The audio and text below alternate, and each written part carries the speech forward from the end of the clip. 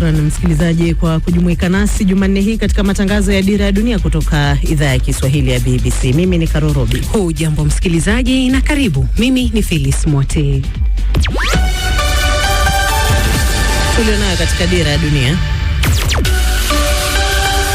Waziri wa ulinzi wa Marekani adai kwamba nchi yake iko karibu kupata ushindi dhidi ya Iran na kusisitiza kwamba ni jambo la busara kama wa Iran watafikia makubaliano na Rais Donald Trump. Israel imetangaza itayabomoa makazi yote ya Lebanon yaliyo katika maeneo ya mpakani na itayadhibiti maeneo mengi ya kusini mwa Lebanon. Shirika la madaktari wasio na mipaka MSF linasema kwamba unyanyasaji wa kingono umekithiri mno katika vita vya Sudan. Tumeweza kuona manusura wa ukatili wa kijinsia kwa idadi inayofika 3,396, karibu kufika 4,000 katika period ya 1 year peke yake. Na mamia ya watu wanaripotiwa kutekwa na waasi wenye mafungamano na mtandao wa kigaidi wa Islamic State jimboni Ituri, mashariki mwa Jamhuri ya Kidemokrasia ya Kongo. Watu wako wanakamatwa nyara na IDF kila siku na inaleta usuko sana. Wale ma IDF wako wanapita huko na kule katika mashamba na katika misitu na wanachukua watu. Katika michezo, Roberto Di Zerbi akubali kuwa kocha mkuu wa Tottenham Hotspur, na DRC kuvana na Jamaica kwenye mbio za kuwania tiketi kombe la dunia.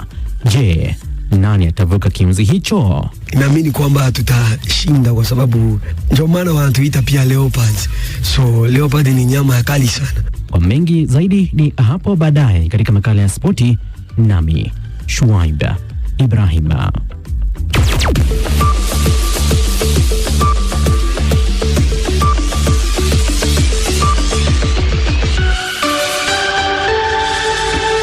Kwanza ni habari za dunia. Mimi ni Martha Saranga. Waziri wa ulinzi wa Israel amesema kuwa wanajeshi wake watabomoa makazi yote ya watu katika vijiji vyote vinavyokaribia mpaka wake nchini Lebanon. Israel Katz amesema kuwa taifa lake tayari limechukua hatua kama hiyo katika eneo la Rafah na Beit Hanun mjini Gaza, na kuwa nchini Lebanon wanajeshi wake watachukua udhibiti wa usalama wa eneo hilo lote hadi mto Litani, hata baada ya mzozo wake na wapiganaji wa Hezbollah kumalizika. Amesema kuwa eneo hilo lote sasa litakuwa eneo la usalama. Waziri huyo amesema kuwa zaidi ya raia 600,000 wa Lebanon watakaohamishwa watazuiwa kurudi tena katika eneo hilo hadi itakapohakikishiwa usalama wa raia wake kaskazini mwa nchi hiyo. Waziri wa ulinzi wa Marekani Pete Hegseth amesema kuwa Marekani inakaribia kushinda vita dhidi ya Iran na kuongeza kuwa siku chache zijazo zitakuwa muhimu zaidi.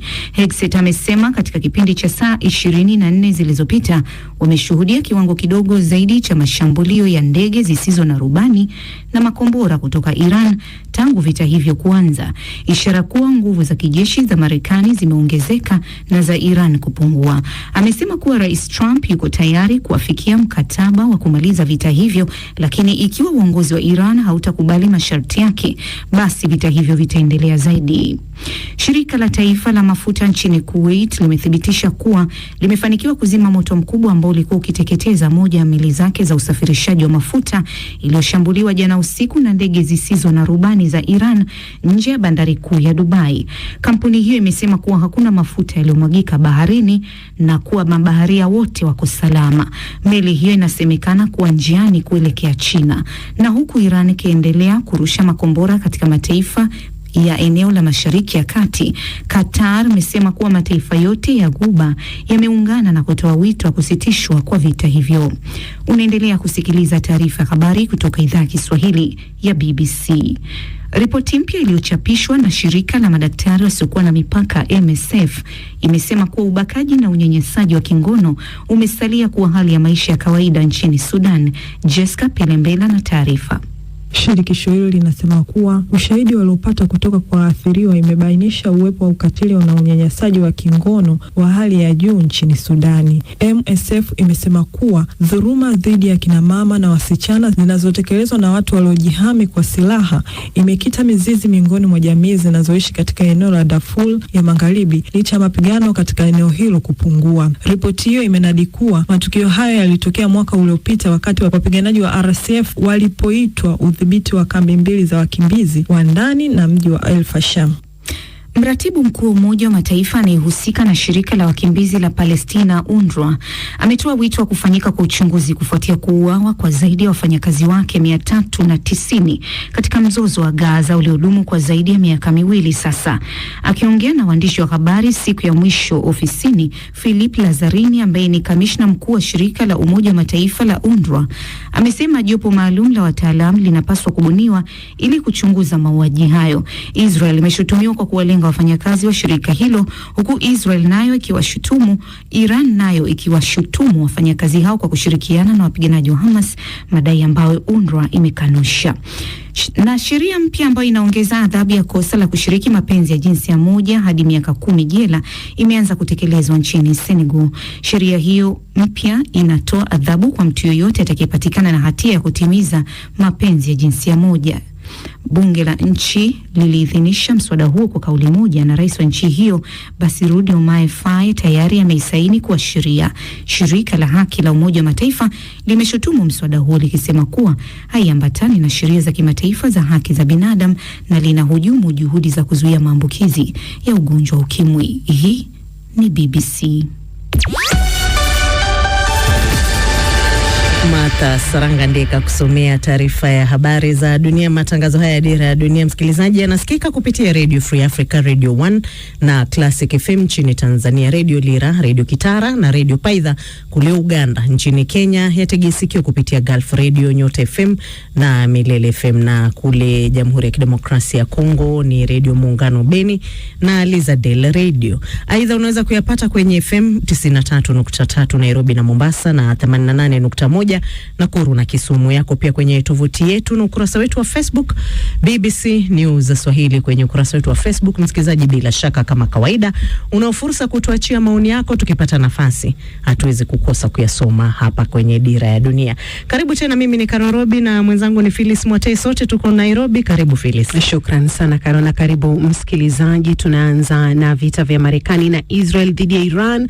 Waziri wa ulinzi wa Marekani Pete Hegseth amedai kwamba nchi yake iko karibu mno kushinda vita dhidi ya Iran, akisema kwamba siku chache zijazo zitaamua mustakabali wa mzozo huo. Hegseth amesema kwamba katika kipindi cha saa 24 zilizopita kumeshuhudiwa idadi ndogo ya mashambulizi ya ndege zisizo na rubani na makombora kutoka kwa Iran tangu vita vianze mwezi mmoja uliopita, na hilo linaashiria nguvu ya Marekani imeongezeka huku ya Iran ikididimia. Waziri huyo wa ulinzi amesema kwamba rais wa Marekani Donald Trump yuko tayari kufikia makubaliano kuvimaliza vita, lakini iwapo utawala wa Iran hautaridhia, basi vita hivyo vitapamba moto zaidi. Na Sarafina Robi.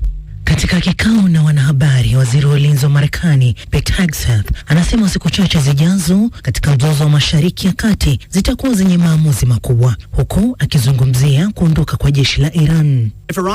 Ikiwa Iran ya kuchukua hatua za busara, basi watakubali kuwa na makubaliano. Rais Trump hana mchezo na anashikilia msimamo wake. Unaweza kumuuliza Khamenei kuhusu hilo. Utawala mpya wa Iran unapaswa kujua hilo kwa sasa.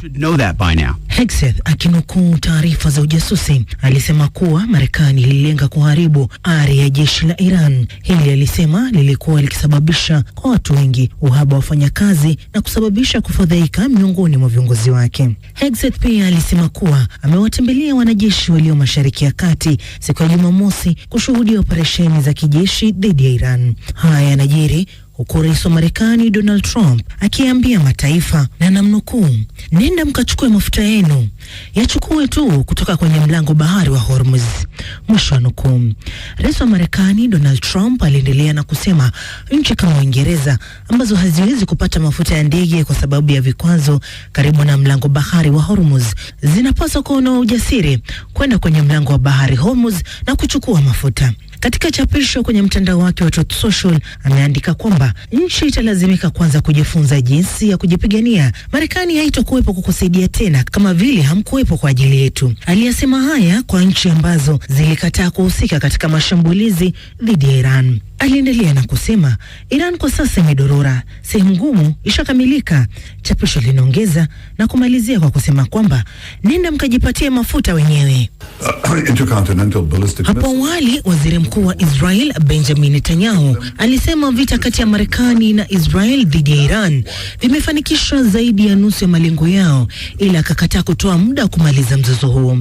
Akizungumza na kituo cha habari cha Marekani, Netanyahu alisema baada ya mwezi mmoja wa mapigano, vita hakika vilikuwa zaidi ya nusu ya malengo yake, ila baadaye alifafanua akimaanisha katika masuala ya misheni na sio wakati au muda wa kumalizika. Alisisitiza tena kwamba mabadiliko ya utawala sio lengo lao, ila akaonyesha imani kwamba jamhuri hiyo ya Kiislamu hapo baadaye itaanguka tu kutoka ndani. Wakati huo ikulu ya Marekani imepuuza mapendekezo kwamba vitisho vya Rais Trump vya kulenga miundombinu ya kiraia, ikiwa ni pamoja na mitambo ya kuzalisha umeme nchini Iran, vinaweza kusababisha Marekani kufanya uhalifu wa kivita. Sarafina Robi, Dira ya Dunia, BBC. Na maafisa katika taifa la Umoja wa Falme za Kiarabu wanasema kuwa meli ya mafuta ya Kuwait katika bandari ya Dubai imelengwa katika shambulizi la ndege isiyoendeshwa na rubani ya Iran na kuzua moto mkubwa. Timu ya zimamoto za baharini sasa zimedhibiti moto huo, huku wafanyakazi wote 24 wakisemekana kuwa salama. Humphrey Mgonja na maelezo zaidi.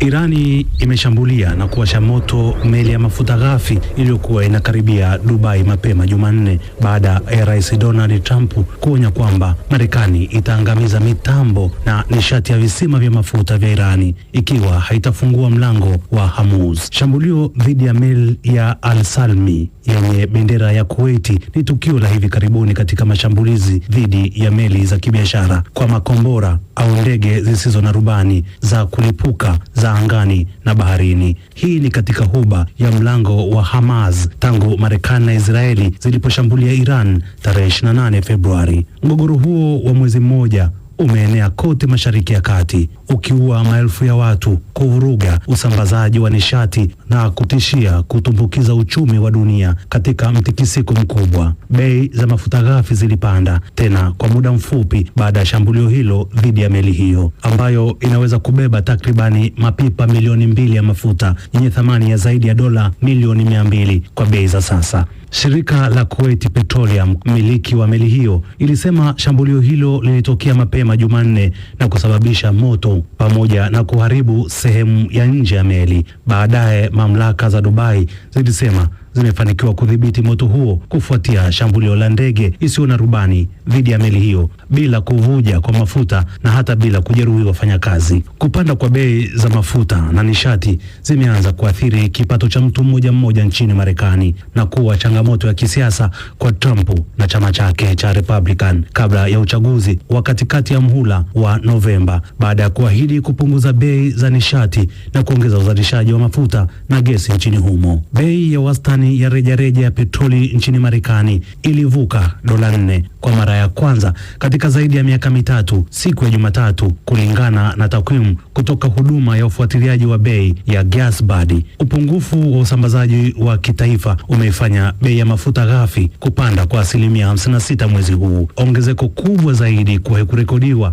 hadi zaidi ya dola 113 kwa pipa. Hata hivyo, msemaji wa ikulu ya Marekani Caroline Leavitt amesema Rais Trump amedhamiria kuwa huenda vita hiyo isiishe hadi watakapoharibu kabisa uwezo wa kivita wa Irani. Rais ameweka wazi kabisa kwa utawala wa Iran kwa wakati huu kwamba hatua yao bora ni kufanya makubaliano, la sivyo vikosi vya wanajeshi vya Marekani vina uwezo unaozidi hata mawazo yao ya mbali kabisa, na rais haogopi kuutumia.